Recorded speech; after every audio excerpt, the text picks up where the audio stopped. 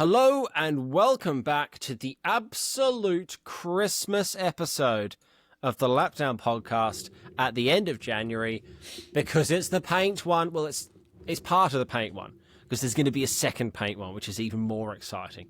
But it's the bulk of the paint one. And my name is Painter Alex, and you're about to hear Painter Dan, and we've got paint to talk about because we are like 40 days or something away from Zoomies again. Dan, hello, my friend. Are you ready to paint? Hello, mate. I'm good. I tell you what, I am about as excited as a decorator's radio. That's kind of how this is the best time of year.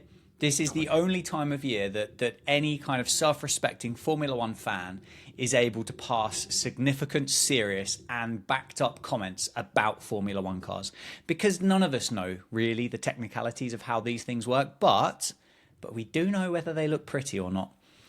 Mm-hmm. And some of them do, and some of them don't. So we've got plenty to go through with there. We've had 7 of the 11 liveries so far, including our new boys in Audi. I'll go with this from the top, actually. We might as well, because we've seen the new F1 cars now. We've seen the new generation of F1 cars. We know what they look like, and we're actually seeing, to my surprise, and I'm sure the surprise of a few people, not actual cars, because I'm sure they will change come Barcelona, but we are seeing cars that are not just the show car and the FIA shape. How are we feeling about the new F1 cars? How are we feeling about them shapes? What do we like in the shapes? I think I am. I know they're not significantly smaller than the old ones. No. But I get an impression that they are a bit smaller. And I can't quite work out why, but they don't feel like they take up anywhere near as much real. They in my simple little smooth brain, they look significantly smaller than what we had last year. And I don't really understand as to why or how they've managed to make that work. But I quite like them. They look pointy. And I quite like pointy things. I'm a fan of it. I do like them. As you say, I don't know whether they are actual cars that we're going to see in the first weekend of the Formula One season. Apparently Ferrari have got 2. Apparently they've got a testing car and then a racing car or something. But I don't really understand how that works, because surely you want to test the car that you're going to race and not just test something that you're not going to race. But so I don't understand how that's possible. What happens if the testing car's better than the racing car? Then what do we do? That's completely possible. Completely possible. This is Ferrari we're talking about. So you'd almost be silly not to assume that would be the case. Yes, valid. But no, I like them. They've done their first shakedown today, and the car stopped on track, so that's a good start. But it's fine. It's Ferrari. It's what they do. It's Ferrari. Just Ferrari. No, I agree that they don't seem as overbearing somehow as the last ones. I mean, I quite liked the way the last ones looked, because they just seemed very Dolphin-esque as a vehicle. They were smooth, and like, if they were a porn star, they are completely bald shaved, right? There is not a hair on the previous regs F1 car's body anywhere. They were a smooth, flowing, lubed up beast. And the new ones, there's more bits and there's more nooks and crannies, and they look, I think, more technical, but I think they look slower while they're stood still, if that makes any level of sense at all.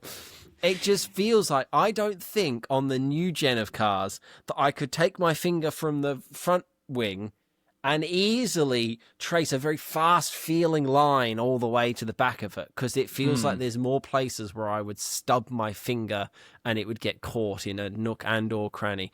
But I'm sure that makes them go better. We're going to do a little bit of technical chat in a bit, which will horrify everyone. But I don't dislike them. They'll take a little bit of getting used to as well. But yeah, they certainly feel different. Yeah. Well, I suppose by definition they are. So that's a bonus. Yes. And hopefully they are different enough to eradicate some of the issues that Formula One has had over the last couple of years with regards to overtaking and following and space and real estate and stuff like that. But yeah, I can see what you're saying. I mean, they look smaller but kind of chunkier at the same time. Yes. Yeah. Like I was literally just looking at the V-carb or whatever they're deciding to be called this week, and it just looks I don't know. It just looks a bit pudgy, doesn't it? If that makes sense. Yeah. But somehow looks smaller than what we had before at the same time. I wonder if it's because the new front wing, the end plates aren't the end anymore, which seems to slightly defy the logic of an end plate. They're sort of a nearly end plate now. But are the nearly end plates a little bit like a bloke wearing a shirt that is one size too small, and it makes him look bigger now because he's kind of straining against his own shirt because he's bursting out the sides of his own front wing end plate. And I wondered if that's why they look smaller to you as well, because the front wing end plate is now almost inside the car body frame, in a sense, inside the silhouette. And we've gone smaller on the rear tyres again, haven't we? They're not as thick as they used to be. So I wonder if that's helping with visuals. But could be. They look angrier. Does that make any sense? Like the old ones looked a little bit, I don't know, smooth and polite, and these ones are a little bit like rougher and gruffer. Yeah.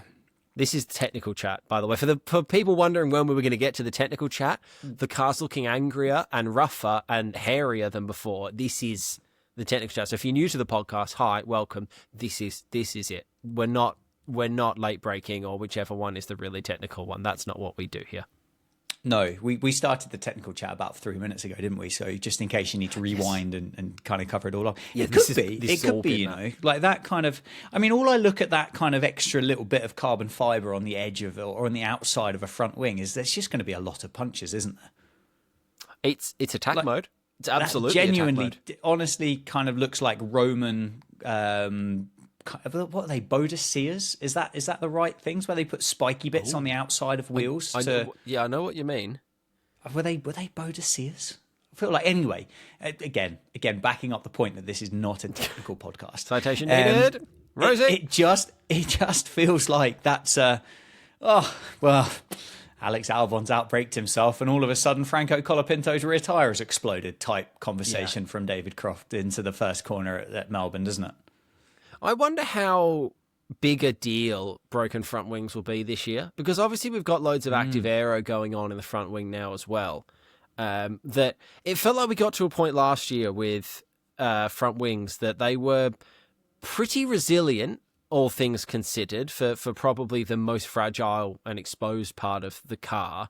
And we were seeing floppy end plates and end plates that were missing, and, you know, Ted Kravitz would be on the pit going, nah, it's fine. They say only loses 2 points of downforce. He's all good. And they're doing like 60 laps without it and banging in the same lap times.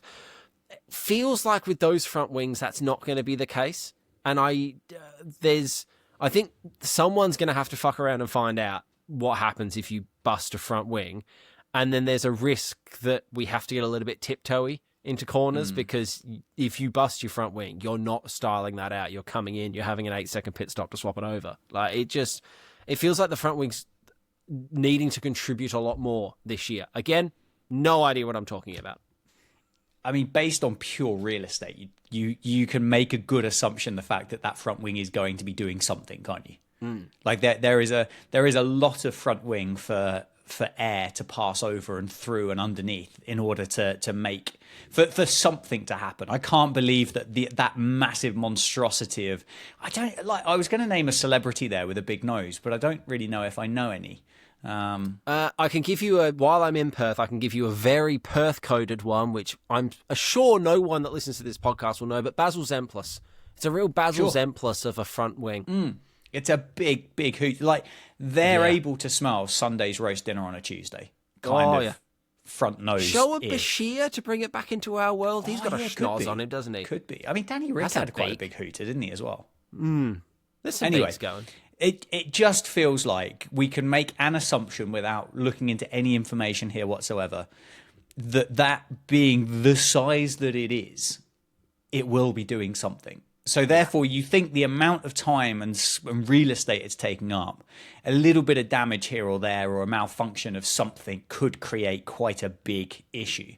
I mean, and the other thing as well is last year, if a bit just kind of flapped around for a little bit and someone went, yeah, well, it's a point of downforce. Firstly, what is a point of downforce? Not sure. How do you create Not the downforce? podcast for that. Exactly. What does it actually mean? But if bits are now moving and meant to move and not flap when they're not flapping and stuff like that, does that then damage start to affect the workings and the mechanisms of the bits that are meant to flap when bits that aren't meant to flap are flapping? Yeah, that's got me in a flap. Because is that... Now I'm exposing my knowledge. Is the front wing flap a mechanized movement, or is that a flexi wing situation again where it's allowed to move itself just by air? The way I've looked at things, it looks mechanized because Right. it doesn't. The things that I've seen of it, it doesn't look like a gradual opening. If that makes sense. I think And it's that's the way a front DRS, right? Yeah, it looks like a beep, beep, like open close job, not like a we're gaining momentum, so we're just going to open up a little bit. It's like it's so an that on being or the off type case, job. that's not DRS reggy either, is it? I don't need to be close to another car in order to make that do a I thing. don't think so. No, Because otherwise, that's another risk that if I bugger the mechanism on my front wing and it gets stuck open or whatever, I'm in some strife. But yeah, I mean, yeah. Hey, yeah. this feels weird. We're talking about cars. Can we talk about colours instead? No, I've got more talking about cars first. Sake. Mercedes has a hole where no one else has a hole, and that's either really good or really bad for this year. Yeah. Yeah. It's going to go one of two ways. Yeah. You can't argue with that, can you? I tell you what, it looks well positioned for driver comfort and enjoyment, though, doesn't it? I'm not even going to go there. That's our level of technicality. It's just alarming, isn't it, that when Craig Scarborough is getting out his little like yellow finger pointy emoji and is pointing at bits that are only on one car, and you just think we're either so over or we're so back, and it's only going to be one of those two. This is not going to be like 1/10 every 4 laps kind of business. This is going to be extreme in one way or another. But they've done something with the diffuser. Hey, that's technical. That's part of a car. So no, that's definitely something. The other thing as well that I'm looking at, not to get all technical on it, but it looks like, because we do get technical, it looks like Mercedes and Ferrari have little spoilers on top of their halos. Whereas the other 5 that we've seen so far don't have such a little spoiler above their halos. The one on the Mercedes is very well pronounced because we've got like a proper front on where you can see the additional kind of hole and crevice that the Mercedes has got compared to the others. And it made me think, I was like, oh, I don't think I've seen that on other ones. And it looks like Ferrari have got a little one, but the other 5 that we have seen haven't yet. But I have also seen the fact that the Audi that was announced the other day, compared to the videos that they showed, is a completely different thing. Bonza. Great. And how does it compare to the Lego one? The side pods are completely different. The nose is vastly different. So who knows whether cars are going to have little extra spoilers on top of halos or not. And I guess the Mercedes little hole in the nose could be something that gets adopted quite quickly from others / kind of binned off by Mercedes quite quickly if it wasn't deemed to be the thing. The other thing as well that I'd like to address with regards to scale of things. Yeah, no, it's still technical. Because we're still in the technical section of the podcast, just to precisely. So, and this isn't going to be a technical way of wording it, but how fucking big is the airbox on the top of that V-carb? Like that's sucking up small birds, isn't it? As it's going around the world. That's bird-strike territory. That's huge. Yeah. When you compare it as well to the Ferrari one, and this might just be the testing air intake, of course, we don't know. This might not be a racing air intake.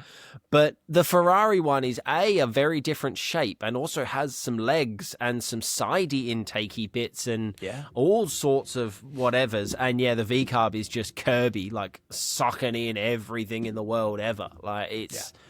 Yeah. Have you seen Ferrari have got a low poly fin as well. They've got a jaggedy fin, which is... I don't associate... Now, again, not an aerodynamicist, right? Need to make that abundantly clear. Don't know what I'm talking about. Corners and straight lines, historically, to me, not a fast shape. Like, and I'll go back to my dolphin analogy. Dolphins don't have jaggedy backs. They've got very smooth backs, and it makes the water go... And I just look at that and I think, what are we doing there, lads? Did we just forget to sand this down? Is that the shape it comes out of the 3D printer, and then you need to break all the little stays off it and give it a rub down? Like, why is your car got, why is it ribbed for my pleasure? But, well, I mean, that's an interesting topic of conversation, isn't it? The other thing that's quite fascinating about it as well, and this might be a pleasure enhancing method, but it kind of looks like the things are kind of pointing up, and they're pointing up in different degrees of upness as well. It's not like a dunk, dunk, dunk. Yeah, it's kind of not like just a set of stairs. Whoosh, whoosh. Mohawk. Yeah, a bit of a mohawk, which to me, I mean, it could be quick. Maybe. Yeah. Mohawks, do you associate with mohawks with speed? Oh, now that's a question. See, this fits well into the technical part. I think so, because the mohawk, generally, you're gone on the sides. So it's sort of, you're cutting through. But then I've never seen someone with a mohawk running. So No. We'll come back to that. Keep a note on the mohawk situation. Yeah, worth kind of just keeping in the notes, isn't it, for the first couple of rounds and see what's going on. And then just to round out technical chat, which I know will disappoint you that we do have to move on to paint. Williams might be fucked, which is alarming because this was our year to be a Williams, but there's some talk in, it's rumory talk, and we know what that's like in F1. But there's some talk that they're not going to be in Barcelona because they can't get the chassis right and they can't pass the crash tests, which is giving me big season 1 Drive to Survive, Claire on the phone type vibes. And I did not like those vibes. They were not good vibes. And I don't want those vibes back again, please. I wanted to see a happy Carlos. This was our year. This was it.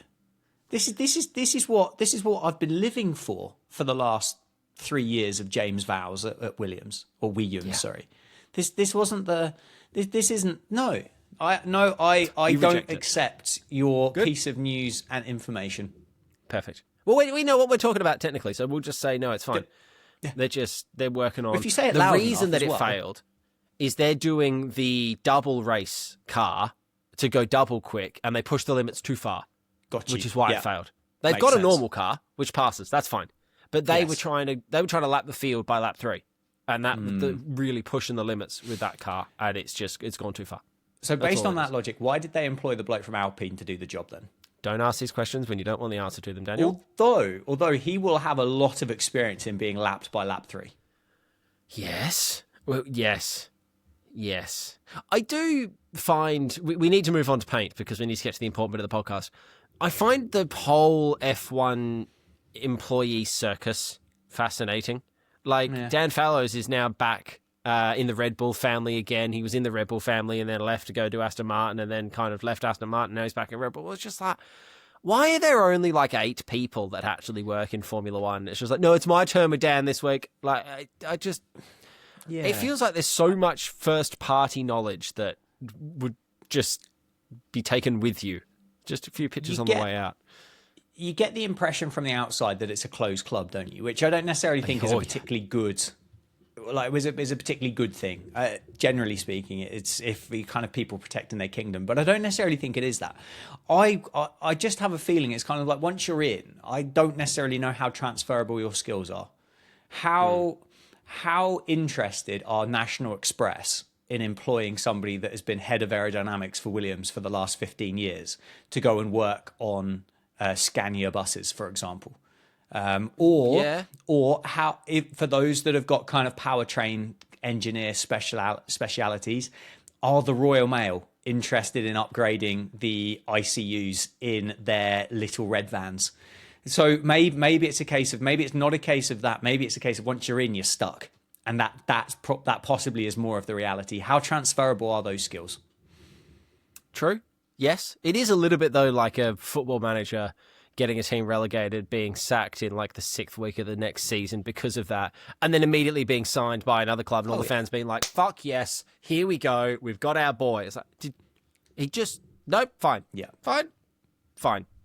Should we talk about paint? Yes. We're so back, because we get to talk about paint. We've had 7 lots of paint, which, when we're just going to break them all down, this is what we do. We are now speaking with expertise. Where would you like to start, Dan? Should we just go chronologically? Here we go. Chronologic me. Does it make sense to start with the Red Bull? Yeah, why not? Let's start with the Red Bull, the V-Carb. They were together, weren't they? Yeah, we had some WhatsApp communications with regards to the Red Bull, as you would expect, kind of two elite level Formula One podcast hosts to have and communicate with regards to these things that have popped up. And well, I won't spoil your conversation with regards to the Red Bull, but I was really quite pleasantly surprised. I really was. Yes. I know it's still blue. I know it's still got the little yellowy bit and the red bit, and it still looks like a Red Bull. But that little bit of like kind of glossy, kind of camo-y, pearlescent-y, nicety blueness of different shades, I thought it looked really lovely. And I like the extra blue bits on the edge of the front and the rear wing, and I like the extra blue line on the tyres as well. And I don't give many flowers to the Red Bull Formula One team, generally speaking, but in this instance, I am providing the Red Bull Formula One team with a bouquet with regards to their efforts and their livery, because I think it looks nice. I think it looks special, and I think it's something that kind of fittingly marks a beginning of a new era. And I like it. I expect this is what we'll have for the next 5 years, but I like this today. Yep. It's fine. It's fine. So, where it's I got better to than the fine. Red Bull livery, It just is. I think people are buying bouquets for it because, thank fuck, they changed it. No, I think it does look, it looks good. It's nice that they've actually put a bit of texture on it for once. It's not just a flat one. We are well and truly in the year of shiny F1 cars again, by the way. They've all got like the spray out and just stuck a, sugar syrup over the outside of it. Like, we are in full gloss shiny mode. I hadn't seen the Red Bull since launch. And I looked at it again today before this, and I kind of went, oh yeah, that's right. And I don't know why, because I should like it, because it's got wabbada wabbadas on it. And how many times on this podcast have I said, just give me some wabbada wabbadas? And it's got them. And it's a slightly different shade of blue, and it's shiny and nice, but for some reason, I'm not vibing with it. And I don't know why, and it might grow on me. I don't dislike it, but I'm not massively vibing with it, which I appreciate is quite a controversial opinion. I think universally people are quite happy with it. I can't tell you why I'm not, which is bizarre, but something, that's my official rating is, fine. That. Look, I can't wait to see what the subtitles do with that, by the way. We're an opinion-based podcast. And we are entitled to your opinion. I just feel, and I know obviously what you said there about we're getting excited about, or people are getting excited about it with bouquets because they have done something a little bit different.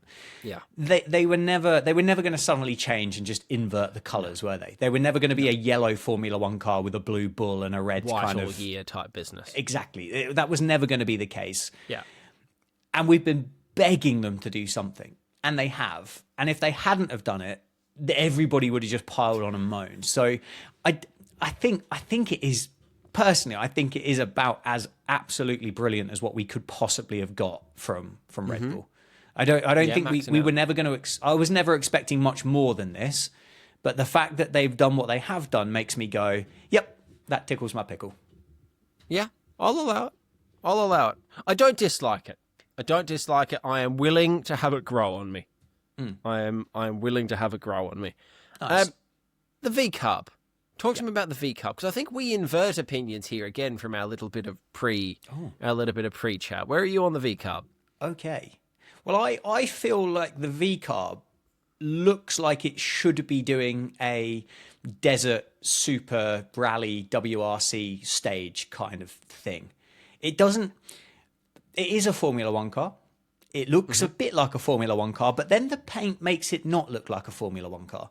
And I don't really understand why. Maybe it's the white hubcaps that make me think WRC from the V Carb. It could just be that, if the wheels were black like the Red Bull, that I wouldn't get away from it. And I normally quite like it when a team goes for a little bit of kind of extra with regards to its wheel hubcaps, but I just don't know whether I'm getting it.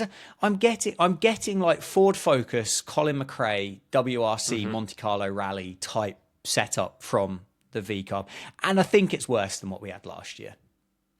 I think it's less fun than last year. It's a really neat and tidy livery for me. I think it just feels clean and new and shiny, and I think perhaps the fact that it came up, I saw it side by side with the Red Bull is possibly why I might be slightly overstating the V-Carb and slightly understating the Red Bull, because to my eye, the Red Bull feels weirdly busy for a livery that not a huge amount is actually going on in. I know they've got that motley texture and there is a little bit of jazz in there, but I look at that and I feel it's a lot of instruments all at once, but then the V-Carb is, it's one nice old man on a piano in an airport. Like I'm enjoying it for 5 minutes. I've got to go get my flight now. Probably not going to think of it again, but I'm enjoying it while I'm here. I think it is a shame to lose the Red Bull logo gradient, but they couldn't have kept the Red Bull logo gradient without not actually changing the livery. And I can't be critical of them for changing the livery, because all I ever want teams to do is change the livery from year to year. So, but no, it looks quick as well. I'm going to say that about another one as well when we get to them down the line. But again, it's my dolphin theory. The dolphin theory is going to keep coming up. I'll tell you, you're going to hear me use the word dolphin a lot this year, I think. I can't look at it without seeing the white hubcaps. They are weirdly loud, aren't they, for something so simple? That when you look at that picture, that's literally the first thing your eyes get drawn to.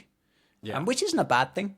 It isn't a bad thing. It's an extra little bit of panache. But as you said, you won't be thinking about it, or you won't want to think about it in the long term. And that's probably fine, because Liam Lawson will still be driving it. And there's a great chance we won't speak about Liam Lawson on the podcast through the course of 2026 until he gets replaced by some other child that's popped into the Red Bull Junior program. So who knows about Arvin Lindblad? I did see it on track the other day, and I saw him park it backwards into a gravel trap at Imola. Did you also see because V-Carb, cringy as absolute balls, but they do very well with their social media interactions. And did you see the admins Imola interaction with both Liam Lawson and Arvin Lindblad? I don't think I did. I think that's about. You didn't see that? That was quite funny, because Liam Lawson nearly again told the person to fuck off, and it was fantastic because it went along the lines of, "Have you got a new haircut, Liam?" And he kind of went, "Oh, I don't know," and he went, "Maybe you've got a new trimmer." Oh. And he looked at, and it's a terrible joke, but the reaction from Liam made up for the joke. Perfect. I would very much implore that you go and find that. I will seek it out. It was Haas next, wasn't it? It was. What do you think about the new Haas livery for this year? America. Very Japanese. Yes.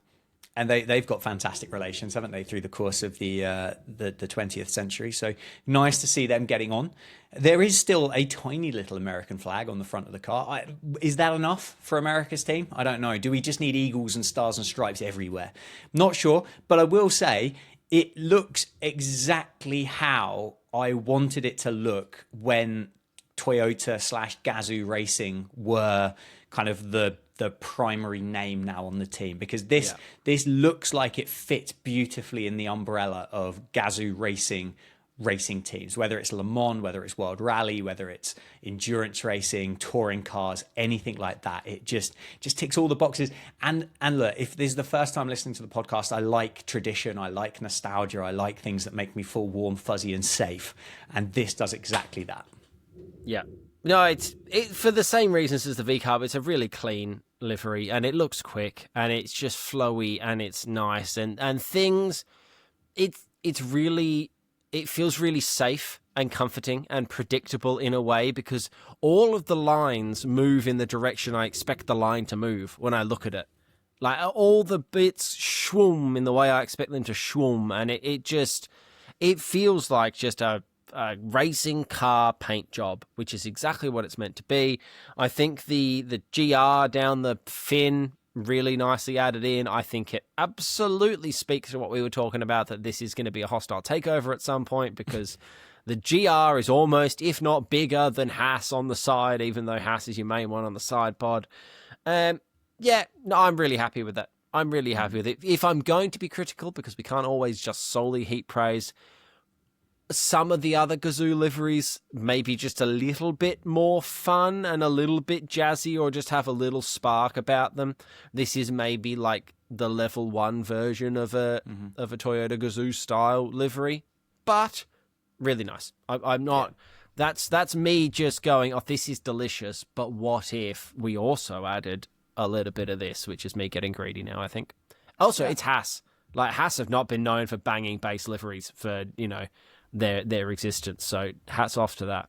Hats off for that. Hats off, and it gives us wiggle room as well for their special liveries, which they do nail. And the other thing, the one thing I will say before we move on to the next one, which is the Audi, isn't it amazing how different these Formula One cars look with that criteria that you have to have an X amount of paint coverage on the car as well? I'm not seeing any black. This is what I'm saying. It's got to be there, because there is no way that these teams are just going to cover themselves in heavy paint for the sake of it. They're not there for design. They're there for performance. But when you look at those first 3 cars that we've spoken about, you really do have to look hard, don't you, to see the bits where they've kind of gone, right, let's scrimp and save on the paint here to save a couple of grams, because everything just looks so beautifully just coloured, which is nice. Yep. But yeah, Audi were next. One of the 2 new boys on the block. Yes. This is the team that apparently this isn't even their car. So who knows? What's your thoughts? I wrote down, as my sort of overall first opinion of it. When they showed us the concept, not the original concept livery that was really exciting and had wobble wobbles all over it. That OG one, lovely. And then they showed us that naked one relatively recently and went, this is sort of our concept livery. Yeah. I thought that was more of a mood board. I didn't think that when they said concept livery, they meant it's this, but this one doesn't have the sponsors on it yet. Because that's all they've done, is they've just taken the paint bucket tool to some of the different panels and just made a couple of them a different color. And I'm just going to try and do a different sound for each one, and you can work out what that means. Nice. The colored intakes, though, on that Audi, why have we not painted my holes before? Because that's the best thing I've seen in a while. I don't know why, but there's something so mean and angry and fast and aggressive and excellent looking about the fact that they just, made it red or orange or coral or salmon or papaya or whatever that color is, because I can't really work out if it's red or orange. But I enjoy that bit a lot, but kind of only that bit. I don't even really love the grey silver though, Tress. I don't know why. It just feels like it's sort of a couple of hex code numbers off. But yeah, but the intakes. Hey, yes. Oh, that more of that. Nice. Yeah. I kind of feel like that they should be renamed to Adidas Formula One team. Mm-hmm. It looks more like an Adidas running shoe than an Audi Formula One car. Shout. And I know that it's clearly quite a big partnership. And I will say I do enjoy the clothing that they have. I think looks really smart. I wouldn't buy it because, one, it will be £1 million, and two, I don't really want to walk around my local town wearing an Adidas jumper that just says Audi on it, because that just seems a little bit silly. But I don't know. That whole kind of concept thing that we got years ago was so good in comparison to this. And it has progressively got worse. And I know you mentioned about your enjoyment by having your holes painted, which is something that you should or shouldn't take out of context, depending on how you want to listen and how you want to enjoy this podcast. Rosie, I'm looking at you specifically on this one whilst you're cleaning or whoever's house it is at the moment. But what color is it? Like, what color have your holes been painted? Because every different picture I see of it, I swear to God, that whole part of the car is completely different. Now, maybe it is a little bit kind of two-tone, pearlescent, chameleon style paint. And when you look at it at different angles and goes, it will change and stuff, which sounds amazing. I don't necessarily think that is actually true, though. Yeah.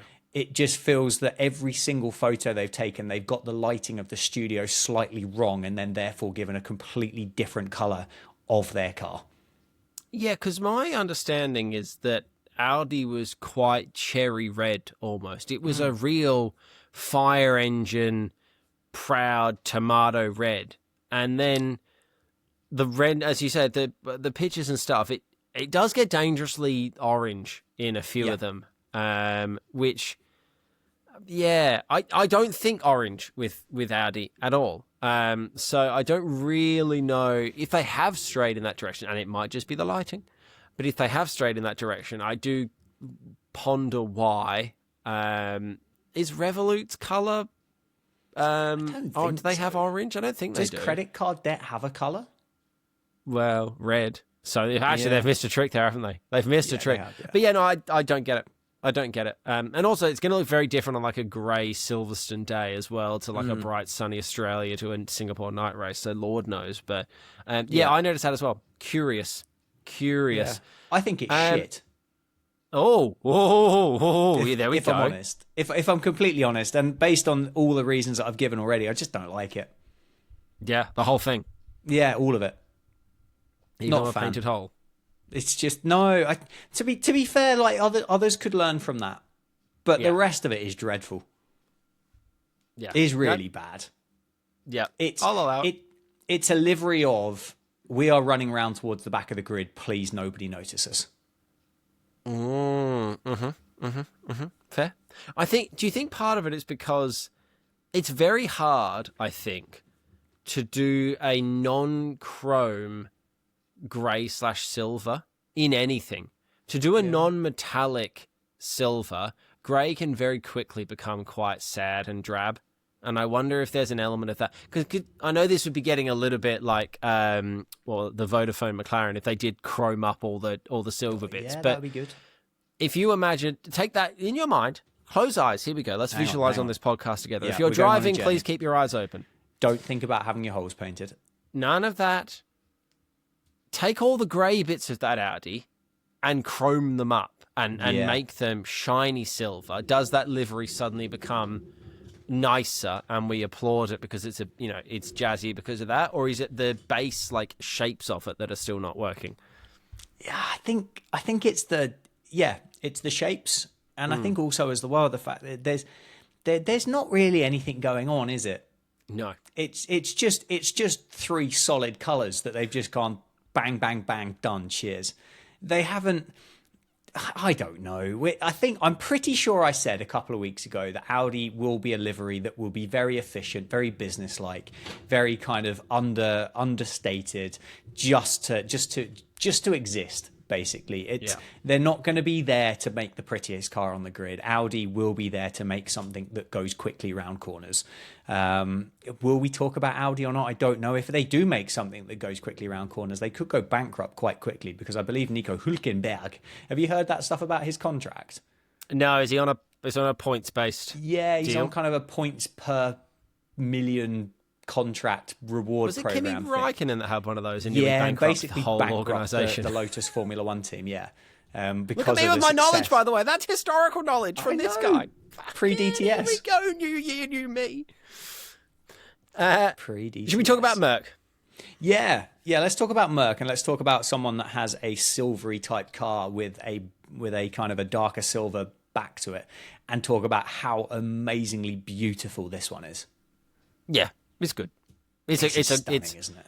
it's a nice step up as well and it's a little bit of sort of a developed livery. They almost have sort of combined a few of their recent liveries, and they keeping the good bits from each one until they just keep adding it together. I like the stripy things that go down the side pod and down the back of the engine cover. I don't know if you've seen the top-down shot of that Mercedes livery, but the top-down shot, get the drone out constantly, because from above, the Mercedes... That's naughty. Yeah. No real notes from me. Just, it's good. It's good. It just looks so busy, but it looks beautifully clean and simple at the same time. And I don't quite know how they've done it. And there was an Instagram post again that went up today, and it was kind of like explaining our livery. And it didn't really explain it. It just kind of had 4 slides and basically said, and then we've got a couple of good, so we did this. We got a couple of stars on it because it's a Mercedes logo. There's a couple of red ones because we like Niki Lauda. There's a turquoisey stripe because of Petronas, and we've got those 4 kind of silvery things on it because that's something to do with AMG or something like that. Right. And everything's just come together really well. They've not bothered. They have not sat down in a Petronas meeting in Kuala Lumpur and somebody's gone, I think you probably need to make your car blue. Yeah. And they've gone, no, you're having a stripe down the side of it. It's going to look amazing. That's all you're having. That's your color. That's it. And they've gone, yeah, but no, that's it. Yeah, we'll make it work. And it works beautifully, and we can have it in there. We can have a little bit on the wing mirror and stuff like that, and that's what you get. And the person from Petronas has walked away, and they've gone, yeah, I feel a bit shortchanged here. But it just looks so good. They've not bowed and bent over to their title sponsor. Yeah. I'll roll back to something you said there, which I think loops back nicely with what I was saying about Red Bull. This is a very busy livery. It has lines and blobs and shapes and stuff going on, and it's two-tone, but it doesn't look busy. And for some reason, and again, I still can't explain it to you 42 minutes into this podcast, but the Red Bull, which is all really one color with just a little bit of a pattern in it, looks really busy and overwhelming with loads of people trying to talk to me at once. The Mercedes one is like there's loads of people trying to talk to me at once, but they're all saying the same thing, so I can understand it still. Like, there's lots of voices, but you're all making sense to me. Because I agree, there's a surprisingly large amount going on, actually, for a Mercedes livery. They don't tend to do a huge amount of jazz. You're long versed in the game of F1. Oh, yeah. Do you prefer a silver or a black Mercedes, given the choice? I mean, historically, you'd have to say silver, don't you? But that kind of transitional gradient towards that black Mercedes, and it was the W14, wasn't it, that just absolutely destroyed everybody. Yeah. It just looks so fast. Like, this livery here, with the majority of it being black, looks like George Russell has won the World Championship by Barcelona kind of speed. Which we spoke about Williams and their engine. Yeah, look, we don't know. We have no idea. Maybe that's another episode. Maybe engine noise is another episode that we can put together after we've heard all of them on track, because clearly 2 people with our kind of technical expertise would be able to comment on what things sound like. You could play the same one to me each time and I'd find differences. It looks... I think... Do you know the other thing as well? You know the little Pirelli kind of P0 logo and the little kind of stripy checkered flag around the wall of the tyres? Even that looks like it fits really nicely with this Mercedes. And it's obviously not kind of designed to be that way, but it all just looks kind of homogenous. Yep. Nice. Lovely segue, because let's talk about Ferrari, which does not look homogenous whatsoever. Fuck me, just make it red. You are Ferrari. You are Ferrari's livery designer. You have the world's easiest job. You take the car, you pick up a bucket of red paint, you take 2 steps back, you throw the red paint on the car, you get in your Fiat 500 and you go home. Your job is done. What are you doing? Stop putting other colours on the car. Why is it so white? Fuck off, HP. I don't like it. You fucked it up. It's shit. I'm sorry. Goodbye. Not a fan. Make it red, you're Ferrari. It's not red enough. It's Do you know? I said after we spoke about Haas and the fact that this increased percentage of paint coverage has made a huge difference with regards to the visuals of these Formula One cars. This clearly is not the case in Maranello. They have tried to hide as much kind of bare carbon fiber on this car as possible. Like the entire front wing looks like it's completely carbon fiber. The bottom half of the car is completely black. All of the floor is black. The rear wing completely black. The hubcap's black, and that's fine. The halo is black as well. They haven't. It would not surprise me if it turns out the fact that they are under the percentage required for the paint coverage of a car. With the whiteness, here's my thing. Again, I like a bit of nostalgia. I like a bit of throwback. And there was an incredibly iconic Ferrari back in the 70s where it was driven by, I think it was like Gilles Villeneuve and Clay Regazzoni, early 70s. Looked amazing. And they had a little bit of a throwback to it in the last year. That bit there feels like if they'd have just put like a little green pinstripe on it, everybody would have gone, oh, that's amazing. My holes have been painted again. Because then you go, yeah, Italian flag, Ferrari, Italy, pizza, pasta, ice cream, Mamma Mia, Leaning Tower of Pizza, Babadi Boopy, and all of this great stuff. And everyone goes, beautiful. But you just can't help feel when you look at it is that they have gone to the offices of HP and HP have said, we want our logo to stand out more. And Ferrari have dropped their trousers, bent over, and then had their holes painted. Yeah, it's what bothers me as well about HP, and it might just be because it's HP's gaming brand, so I'm less familiar. HP have this really new, modern, angular version of its logo. I don't know if you've seen it. It's almost just like if you took some like forward slashes in your mind, make an HP out of just forward slashes. And I see it. Yeah, I've done a Google. Yeah. Put that on the car, it would look really good. Yeah, it doesn't stand out as much though. But you can make it bigger, and Here's a question for you, a genuine question, and I'm sorry if I've interrupted your point here. But with regards to just general sports advertising, have you ever looked at anything with the world of sport and gone, oh, well, that means I'm definitely going to go and buy an HP product now? No. And coming again from the sports business, sports media side of things, I had to have this argument a number of times about like logo placements and sizing and dominance and stuff. You can lose so much goodwill for a brand so quickly if people feel like it's getting in the way of their thing. People don't mind. So on like the front of like the Cricket Australia shirt at the minute, there's a giant fucking Westpac logo. It's huge. It's really quite eye-catching. It's quite dominant. On the yellow kit, it looks a little bit rough. Yellow and red are not exactly the world's greatest colour pairing with green in there as well. But it's not disgusting, and Westpac have just slapped their logo on it, and people just carry on. People don't feel that badly about it. HP, I feel like, are hurting themselves in the quest to make people notice them and like them, because the first thing anyone says when you say, oh, so Ferrari are from, oh, well, fuck HP. No one's going, oh, yeah, you know, Ferrari are fine. Oh, fuck me. I saw HP and bought a printer. I get it, but also, you're wrong. And this is the one area, unlike the technical F1 stuff, where I can actually speak to, because this is the area I know what I'm vaguely talking about, that good sports branding is complementary.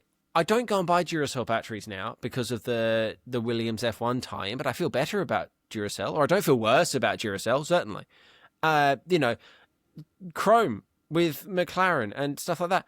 I don't feel better about Chrome necessarily. I haven't switched to Chrome because of it, but I go, oh yeah, that's really cool, the Chrome wheels. I feel neutral at worse about Chrome, if not maybe slightly better because of cool things. And HP aren't doing that.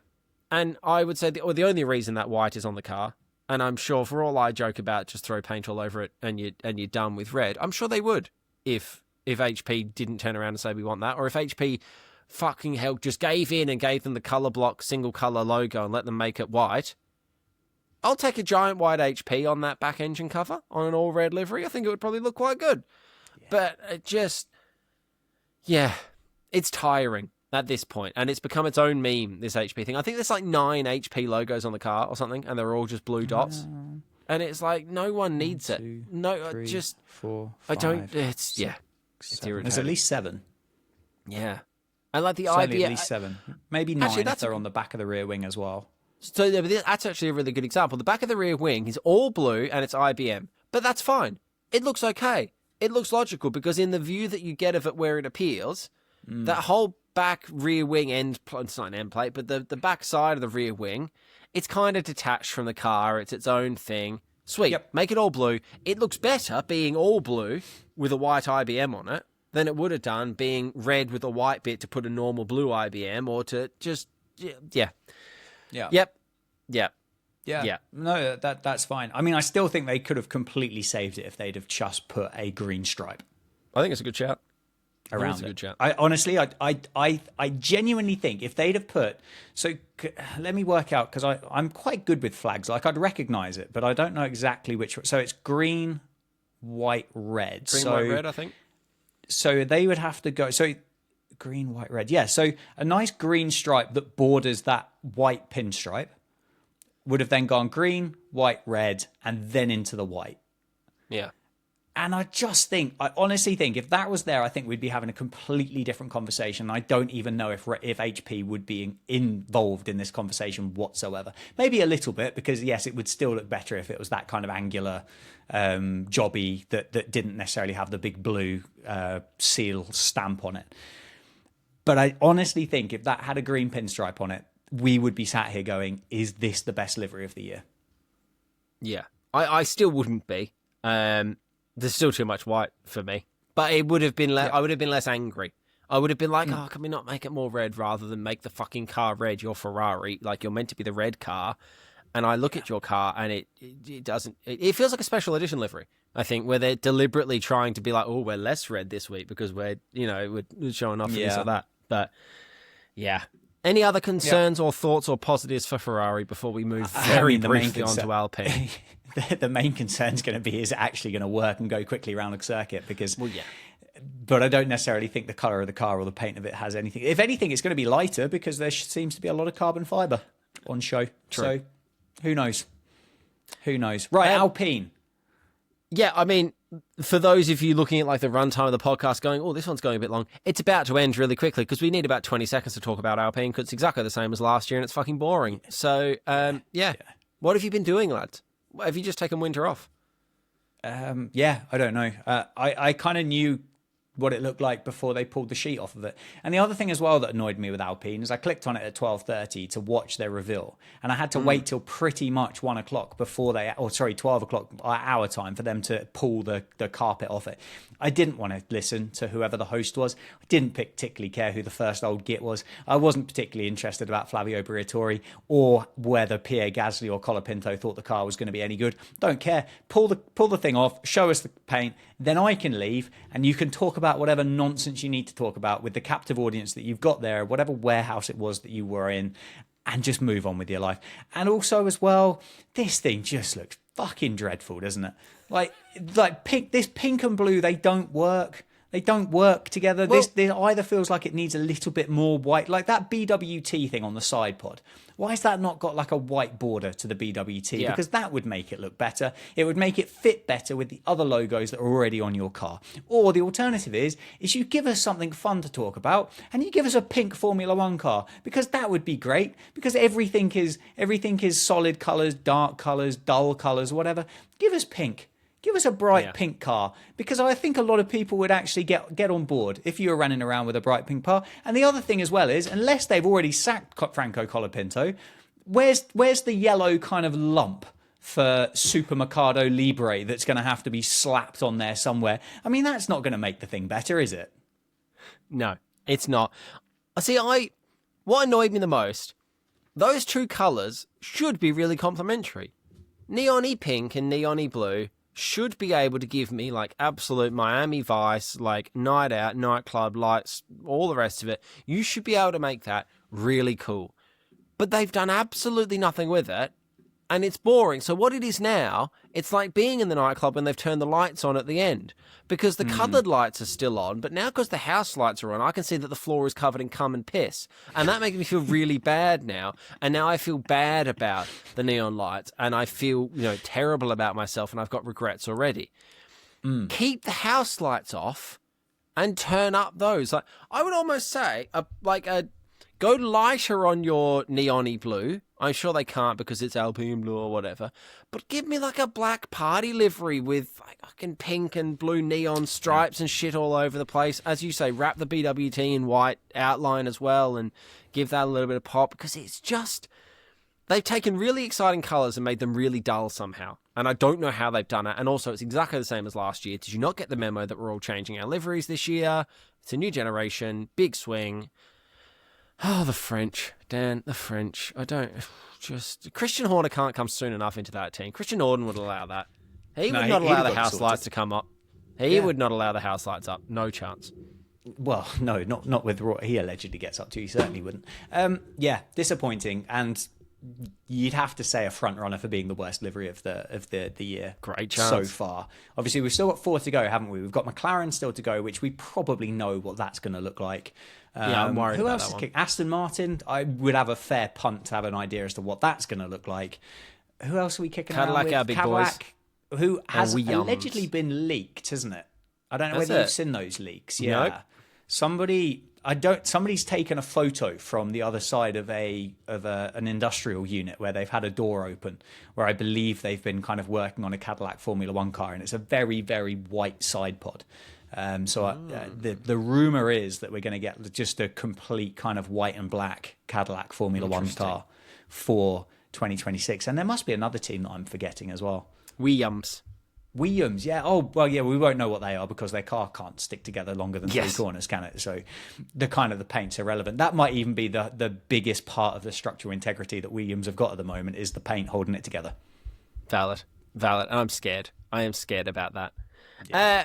Right, there's your paint chat. We've got some more predictions to feed in because Canadian Ryan has been in and has given us his predictions. So I will fly through these and then we will add them to the list.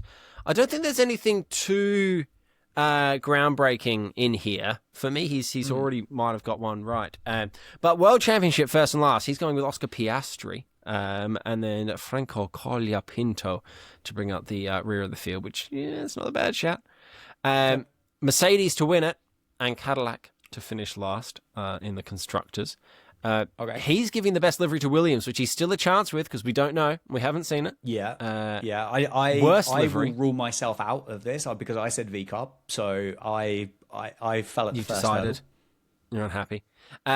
He's gone Ferrari worst livery, and he's provided some clarification of as long as they keep HP in they're in the running for the worst liveries every year. Yeah, singing now. They're in the running.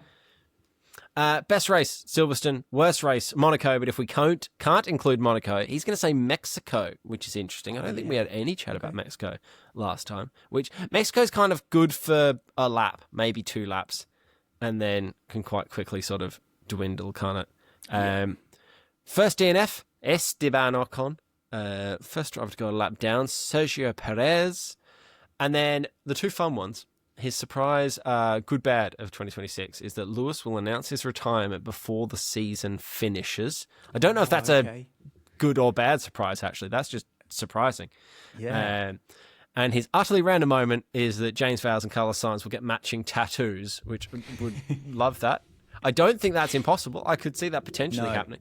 Like a Chile tramp stamp or something. Yeah, the sparkles, like just the unicorn each. Yeah. Big back unicorn. That'd be good. Yeah. I like it. But there we go. Good. It's paint. How nice is it to be back in the paint swing of things? And we are so close to actually having other, there's going to be so much technical stuff soon when we see testing stuff. And this is just a technical podcast now. You know it. Absolutely. I will do the reminder that if you have any thoughts that you want to send in, I should also say as well, a shout out to our Canadian friends. Incredible work by Ryan on a wonderful Christmas present for Jamie with tracking down some old school Danny Rick still tags on ladies teamwear merch, which I don't think is that easy to get at the best of times, let alone the best part of a decade later. So incredible work, Ryan. But if you have stories, thoughts, questions, feedback, voice notes, videos, all of that kind of stuff, teamradio@lapdownpod.com. You can email those in to us there. You can also go to lapdownpod.com, and there's a big Team Radio button up the top. You'll also find links to our socials and stuff like that, which you can go and follow us there.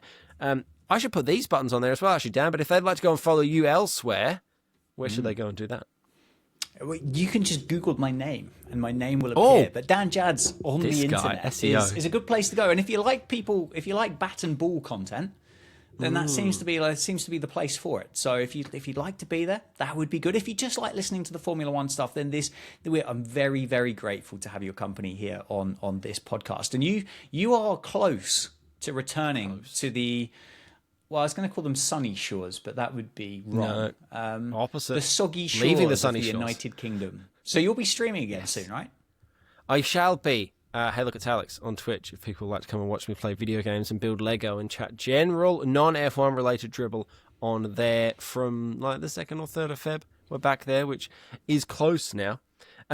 We'll be back at some point next week. What we'll do is we'll let the last 4 liveries be released. I can't remember exactly what the timings are of that, but they're over the next. I think we've got a little way to go. We've got a little break now, do we? So we'll let those last 4 liveries, barring some dramatic news happening. But we will let those be released so that we've got more paint to talk about. It's just going to get in the way of the technical stuff. But in the meantime, share this with someone, hit like and follow and leave a comment and do all those good things because it does help. But until then, we will see you next time as this season rapidly approaches. Toodaloo!